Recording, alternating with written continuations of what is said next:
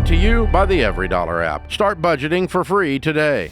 Question today comes from Corey in Tennessee. I've been a vocational instructor at my current job for 20 years. They aren't interested in learning anything on any level. The students are very disrespectful. The bad behavior is encouraged by decision makers. I have also worked at my church with young people for 19 plus years, and I'm honestly burned out on kids.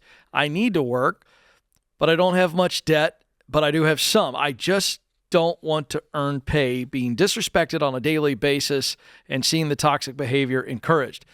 The state of Tennessee, my job in the state of Tennessee requires retirement at 25 years.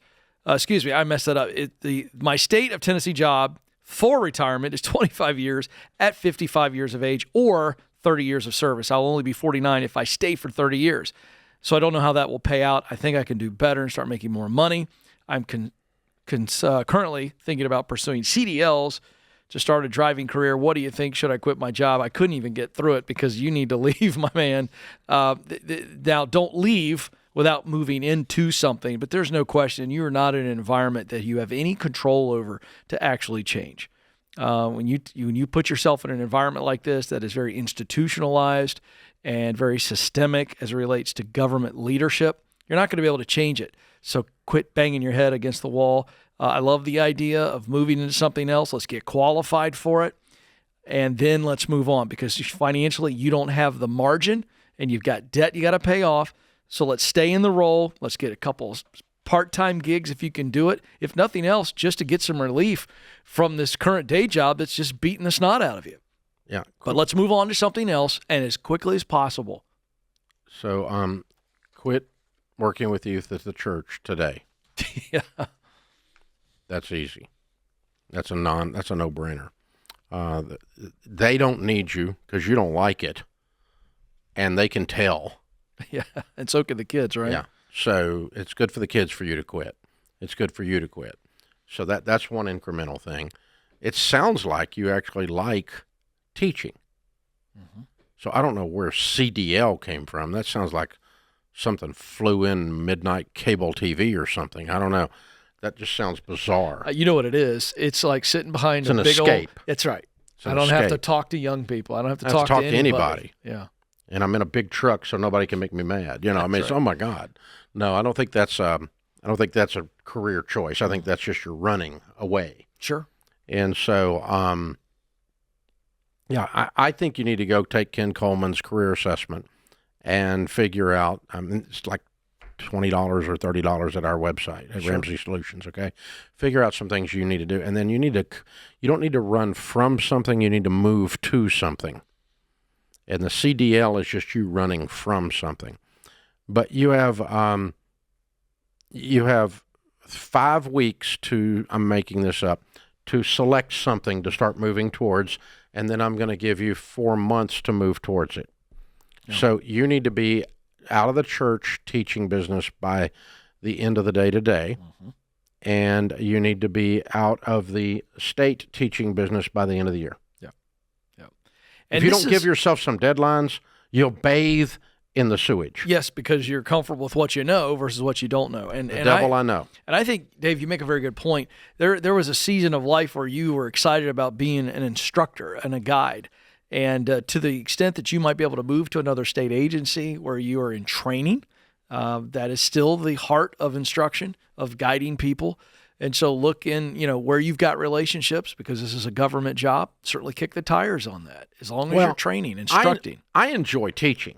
You do, absolutely. But I refuse at early in my career, I refused, but I really refuse now to be trying to teach someone that's there against their will. Correct. So if someone wants me to come speak to their organization and the people in their organization are there against their will, I'm not willing to do that. Mm-hmm. Or I'm not willing to go speak to a bunch of people that vehemently disagree with me, mm-hmm. and my job is to be there to piss everybody off. No, thank you. Yeah, I've got other things to do. I'm there. Oof. I want to talk to people that I can actually help. That's right. And move the needle for. So, that's just human nature. You don't want to bang your head against the wall. It's just silly. Mm. So, yeah, you need to be teaching probably. I think you'll find that if you take the assessment. Yep, I agree. You? I think he'll probably see the result of influence, which is very people-focused work, and probably see communication there, instruction. You'll see those themes. So go get that. RamseySolutions.com is the Get Clear assessment.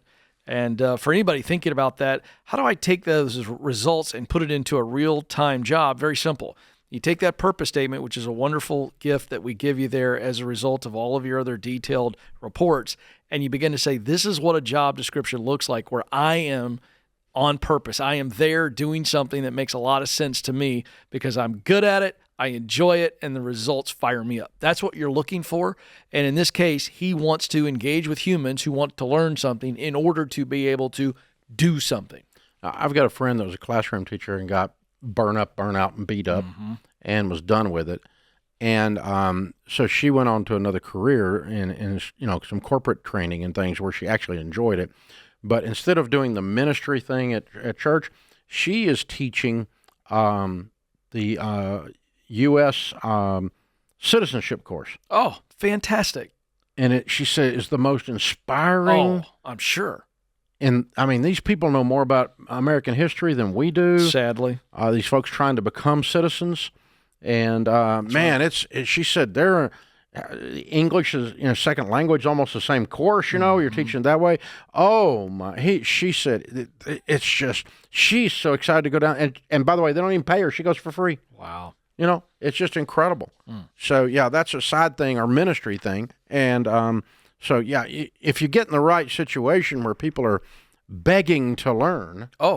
And you're a teacher, it's just about the most fun you can ever have. It's just chocolate chip cookies straight out of the oven, man. It reminds me of the first time Stacy and I taught Financial Peace University. We were in Atlanta, and we had several young couples we were all working with, and they were struggling. They said, hey, you know this Dave Ramsey guy? Stacy's like, yeah, I worked for him. And they said, will you teach us? And we were like, of course. And so we put a class together. In the first week, we walked in the room, and we could see the light in their eyes. Yeah. They were like, help us. Sitting on the edge of their seat. And we didn't even teach. We just pressed play on the tape, and you did the teaching. But that's the opposite of Corey. He's not got people sitting on the edge of their seat unless they're trying to leave the room. That's right. Yeah. Crazy. So that's tough stuff. Tough stuff. That is very hard. But very good advice, by the way, in pivoting, right? To, okay, wait a second. I love instructing, and so it's not instruction I need to get rid of. It is changing my environment, where I'm instructing and who I'm instructing. But I learned this from you, listening to you, Coach, on the Coleman Show.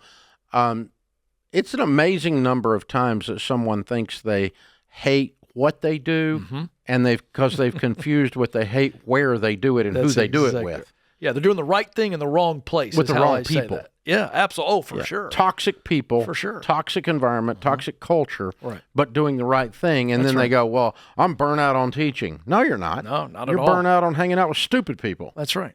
Well, Dave, I shared this yesterday on the show.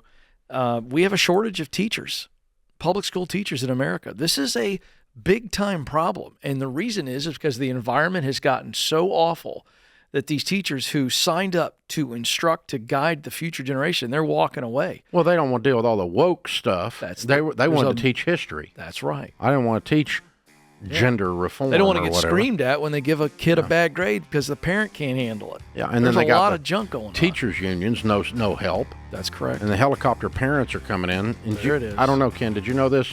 Did you know where snowflakes come from? No. Helicopters.